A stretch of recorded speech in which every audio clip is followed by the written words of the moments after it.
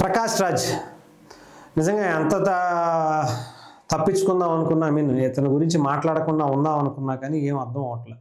ఇంకా ఇతని గురించి మాట్లాడాల్సి వస్తుంది. అంటే రోడ్డు మీద తిరిగేటువంటి ప్రతి కుక్క గురించి మనం మాట్లాడాల్సినటువంటి పరిస్థితి ఎందుకు వచ్చిందంటే, ఇతను కూడా మన దేశంలోనే బ్రతుకుతున్నటువంటి ఒక టెర్రరిస్ట్గా మనం అనుకోవాలి.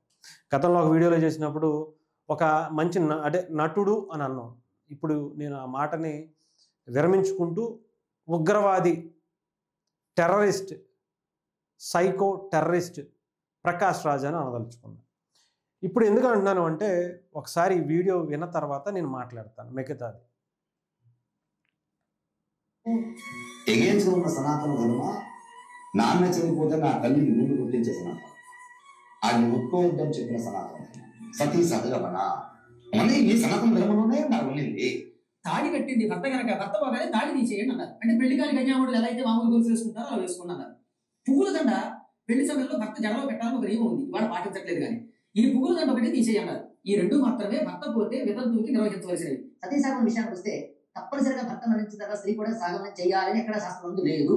అలా ఉన్నట్లయితే దశరథుడు మరణించిన తర్వాత ముగ్గురు రాములు ఉన్నారు. రామచంద్రమూర్తి వాళ్ళు గౌరవించారు, ఆయన సమాజం కూడా గౌరవించింది. పాండురాజు మరణించిన తర్వాత మాద్రి సాగమనం చేసిందని గుర్తింపు చేయలేదు. కానీ ప్రాచీన గ్రంథాల్లో ఎక్కడ వీటి పేర్లు లేవే. వాడు వాడినవి 4 పదాలు వాడారు. ఈ 4 కూడా కులమన్న సందర్భంలో వాడలేదు. ఈ పదాలు వాడినప్పుడు కులము అన్న మాట కూడా చేర్చాలి. వాటిని వర్ణము అన్నారు. బ్రాహ్మణ, క్షత్రియ, వైశ్య, శూద్ర అని 4 వర్ణాలు ఉన్నాయన్నారు. ఎగేన్స్ ఉన్న సనాతన ధర్మ ఇది ప్రకాష్ రాజ్ లాంటి వ్యక్తికి వాళ్ళే మన పండితులే కొంత చెప్పుతో కొట్టినట్టుగా సమాధానం ఇచ్చినటువంటి పరిస్థితి. అంటే నాకంతా తెలుసు, మొత్తం నాకే తెలుసు అనుకున్నటువంటి సైకో టెర్రరిస్ట్ ఆలోచనలు కలిగినటువంటి వ్యక్తి ఈ దేశంలో మన మధ్య తిరుగుతుంటే కులాల మధ్య, మతాల మధ్య, ప్రాంతాల మధ్య చిచ్చు పెట్టాలని పగబట్టినట్టుగా ఒక పథకం ప్రకారం చేస్తున్నటువంటి వ్యాఖ్యల్లా కనిపిస్తుంది. అందుకని వాళ్ళే చాలా క్లియర్గా అయితే సమాధానం చెప్పారుగా.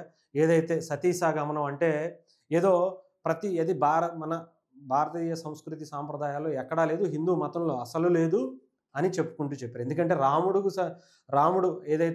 తండ్రి చనిపోయినప్పుడు వాళ్ళకి సంబంధించినటువంటి భార్యలు 3 ఉన్నారు. ఎవరో కూడా వాళ్ళు సతీసాగమనం చేయలేదు, అదే దానికి ఆధారం అని చెప్పుకుంటూ చెప్పారు. అయితే ఈ సతీసాగమనం అనేది ఎప్పుడూ కూడా అప్పటి నుంచి లేదు. ఆ తర్వాత కూడా కొనసాగింది. కొంతవరకు జరిగింది ఏంటంటే, రాజుల కాలంలో చాలామంది రాజ్యాలను ఆక్రమించుకునేటప్పుడు శత్రువులు వచ్చి ఆ రాజుని చంపేసిన తర్వాత వాళ్ళ స్త్రీలను, వాళ్ళ భార్యల్ని తీసుకువెళ్ళి అత్యంత దారుణంగా అనుభవించి వాళ్ళని చిత్రవధ చేసి చంపేస్తూ ఉండేవాళ్ళు. ఆ బాధను తట్టుకోలేక, అలాంటి ఆలోచనలు వచ్చినా కూడా తట్టుకోలేక రాజు కానీ వాళ్ళకి సంబంధించినటువంటి ఎవరైతే సైనికులు కానీ చనిపోతారో అప్పుడు ఆ బాధను మేము వెళ్ళలేము అని చెప్పి వాళ్ళు క్షణికావేశంలో తీసుకున్నటువంటి నిర్ణయాలే ఆ రాణులు, ఆ మహిళలు అప్పటికప్పుడు ఆ చనిపోతున్నటువంటి వాళ్ళ భర్తల చితిపైకి వెళ్ళి చనిపోయేవాళ్ళు. ఎందుకంటే పక్క వాళ్ళు సూటిపోటి మాటలు అంటారు, ఇష్టం అని ఇప్పటికీ అది జరుగుతూ ఉంటుంది. సో అలాంటివి అప్పుడు జరిగేవి కాబట్టి ఎక్కువగా రాజులు చనిపోయిన తర్వాత వాళ్ళ రాజ్యాలని లాక్కోవడంతో పాటు వాళ్ళ మహిళల్ని ఎక్కువగా ఇష్టం వచ్చినట్టు చేసేవాళ్ళు. కాబట్టి అది తట్టుకోలేక ఆ భర్తతో పాటే వాళ్ళు కూడా చనిపోవటానికి సిద్ధపడేవాళ్ళు. అంతే తప్ప అది ఎక్కడా కూడా సంస్కృతి సాంప్రదాయాల్లో ఎక్కడా లేదు అని అతనికి చెప్పడం జరిగింది. అంతేగాని మనకి ఎంతోమంది మనకు ఉన్నటువంటి రామాయణ మహాభారతాల్లో ఎప్పుడూ కూడా దాని గురించి ప్రస్తావన లేదు. ఏ రాముడు, కృష్ణుడు లేదా ఇంకొకళ్ళు వాళ్ళకి సంబంధించినటువంటి కుటుంబ సభ్యులు చనిపోయినప్పుడు వాళ్ళ భార్యలు దాంట్లో పడి చనిపోయారనే సందర్భం కూడా ఇప్పుడు చూపించలేదు. దానికి అదే ఉదాహరణ. ఇకపోతే కులాలు అనేవి కూడా ఇక్కడ వాళ్ళ వృత్తులను బట్టి ఆ టైంలో వచ్చాయే తప్ప, వాళ్ళ బలాలను బట్టి అవి వచ్చాయే తప్ప, అవి ఎవరికి వాళ్ళు మనం పెట్టుకున్నాయే తప్ప దాంట్లో ఎక్కడా లేదు అని కూడా చెప్పడం జరిగింది. అంటే ప్రకాష్ రాజ్ లాంటి అన్నీ నాకే అనుకునేటువంటి వ్యక్తి ఇలాంటి మాటలు మాట్లాడితే పాకిస్తాన్లో ఉన్నటువంటి టెర్రరిస్టులకి వాళ్ళని సపోర్ట్ చేస్తూ మాట్లాడుతున్నటువంటి వ్యక్తి ఆలోచనలు ఎలా ఉంటాయంటే ఇలాగే ఉంటాయి. ఈ దేశంలో పుట్టి, ఈ దేశంలో పెరిగి, ఈ దేశం తిండి తింటూ మనం ఇతని సినిమాని చూసి ఇతన్ని సెలబ్రేటింగ్ చేసి ఇతని పిల్లల్ని అందరినీ తరగనటువంటి ఆస్తినిచ్చి ఒళ్ళు బలిస్తే ఇలాంటి మాటలే వస్తాయి. మన తప్పు అది.